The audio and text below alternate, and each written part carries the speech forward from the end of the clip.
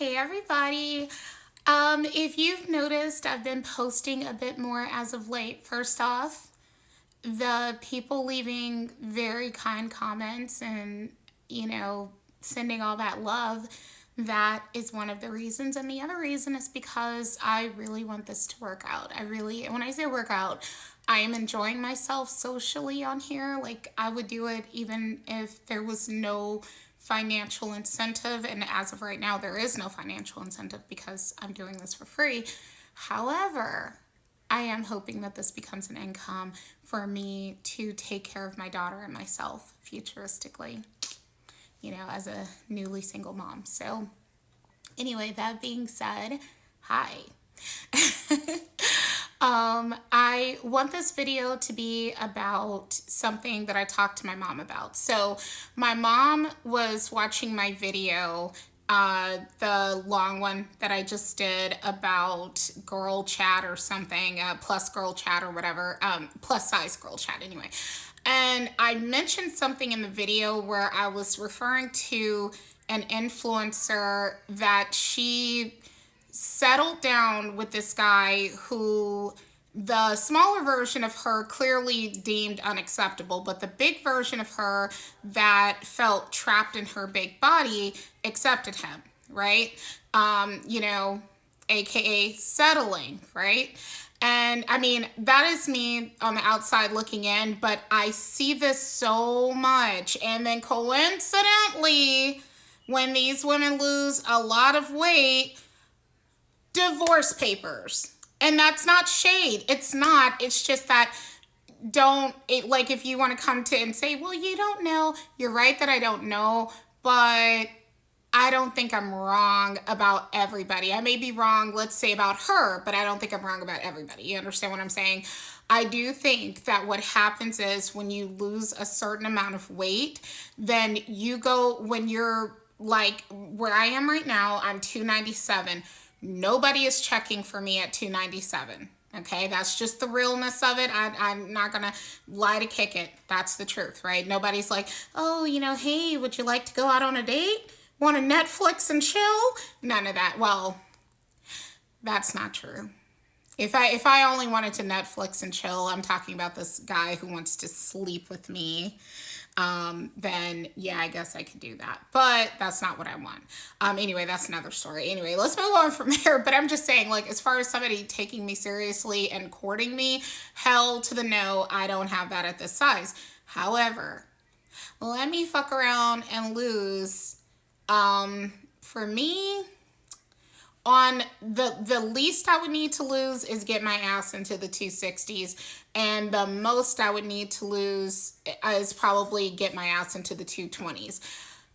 When I was in the 220s, you legit cannot tell me a damn thing. And in the 260s, I was getting hit on, including by guys who I thought were out of my league. And not like on a regular basis guys who I felt were out of my league, but some guys who were out of my league. You understand what I'm saying? Like, were at least, thinking, I could do it. Whatever, okay? So I'm just saying that I do notice that when these women are finally traditionally attractive, then all of a sudden they do trading spouses. And that's not, again, it's not meant to be anti-female, because I think men would do the same damn thing. In fact, we know men do that when they make it. If you're with the guy who started out broke and then he ends up with a lot of money, it's been known that they replace you with the newer model and stuff, or at least they start, fooling around with the girl who's more of their type physically, whatever. Anyway, but right now, because this is weight loss centered and the main people who I see getting affected by this are women, then that's why I'm bringing up things from a feminine perspective. So anyway, what else did I want to tell you guys really quickly? Oh yeah, so my mother, she was asking me about the lady in question that I was referring to who replaced her husband. I mean, not as cold as I'm making it sound, but you know what I mean? She got a divorce and then she found someone who was better looking than that guy who she settled for, from my opinion. And this led to a conversation where I said, when you are overweight for most of your life, like me, I have been, okay, so here's my quick summary. When I was like from ages 7 and below, I was considered to be a very cute child.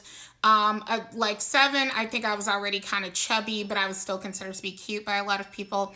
Sorry, I'm making something for my daughter and you can hear it going off. And not, that's the like preheat thing going off anyway. But I will have to go in a few minutes. But anyway, yeah, I spent from 0 to 7 being told what a cute child I am. I'm so adorable. Oh, she's so pretty, that kind of thing. From around 8 and up, I became obese and I had these Coke bottle glasses.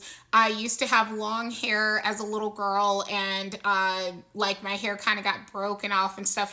That was around the age that you start doing your own hair, about 7 or 8. And I guess I didn't do a very good job because like my hair started to break off and stuff. And then because I'm a little black girl at the time, then eventually relaxers got brought into it. Anyway, the trauma.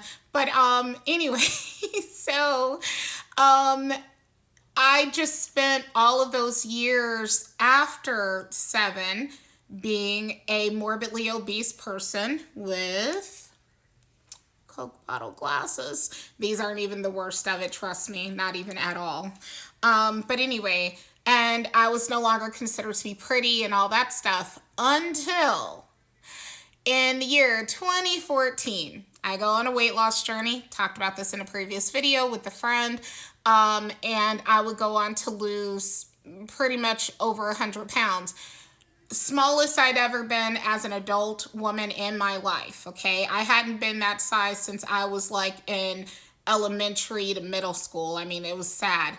And I was considered pretty for the first time. Like I would have people just outright, come up to me and tell me I was pretty, and just so many funny stories that I'll share in another video. But the point is that the way that I described it to my mom is like, okay, because my mom, she's also plus size, but she's been slim before, so she knows how it goes, whereas I didn't know, what to expect. It feels like you're an audience member that's only watching the show and not being a part of it, but then somebody drags you on stage and says, sing us a song. And you're like, wait, what? And you're like sweating under the lights and all nervous and like, I don't know how to sing. And it's just like, it's all of a sudden the spotlight is on you when you lose that weight, and you're not used to it because it was never like that before. Like I said, I'm invisible. Okay? Can you see me? No, but seriously, I'm invisible. So all of a sudden, I'm not invisible anymore. I had cars, like I'd be walking down the street and more than one car had followed alongside of me, because when I had lost all this weight, mind you, I also had big boobies. My waist got pretty snatched. So I was like, kind of hourglassy looking. And so that's what I had to contend with, and it was scary for me. At first I thought, oh, I'd love that. I didn't love it at all. I actually found it to be very scary, But anyway, I'm about to run out of time recording this, But I just wanted to share that it is definitely a different world. And there's a great quote, I wish I could pull it up, but I don't feel like I have time, that says that when you're not fed love on a silver spoon, you will learn to lick it off a knife. And I think that's why a lot of women like myself find ourselves not only settling it, in terms of the looks and all that kind of stuff and lifestyle, but also settling in terms of, people who treat us poorly, But anyway, that's it.